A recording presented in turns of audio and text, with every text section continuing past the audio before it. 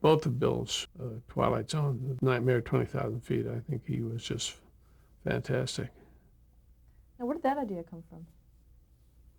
I was on an airplane and I looked out, it was all these fluffy clouds, and I thought, gee, what if I saw a guy skiing across that, like it was snow, because it looked like snow.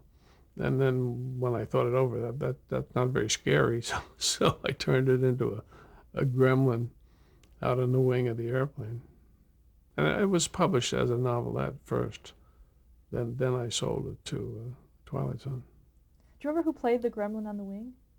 Yeah, yeah. The one who played it without, if he hadn't had that costume, if they just sort of gnarled him up a little bit, looked exactly like the way I described him in my story, and it was Nick Cravat, Burt Lancaster's old partner.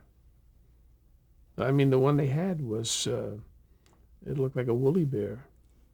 And the monster in the movie was much better, although I didn't care for the way the story was done. Oh, so you didn't? Did you do that story? Yeah, I wrote most of that script. Yeah, I didn't.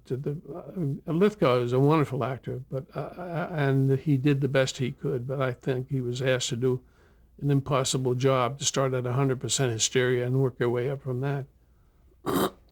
Whereas when Bill Shatner did it, he was trying to control himself the whole time because he'd had a mental breakdown, and it was much more, I think, gripping that way. Now, did a lot of your story ideas come from your life?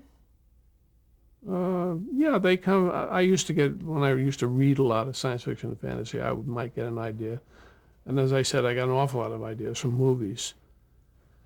But sure, in life, you're talking to your family, your wife, your son, your daughter, and some little thing is said, and suddenly you think, oh, that'd make a good story. Like Little Girl Lost, that was something that happened in our life.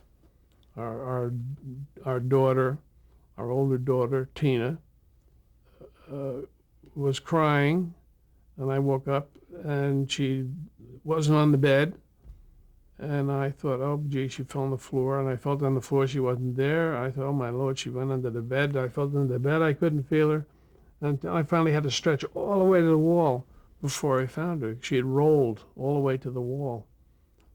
And so after comforting her, my first notion was, oh, there's a story.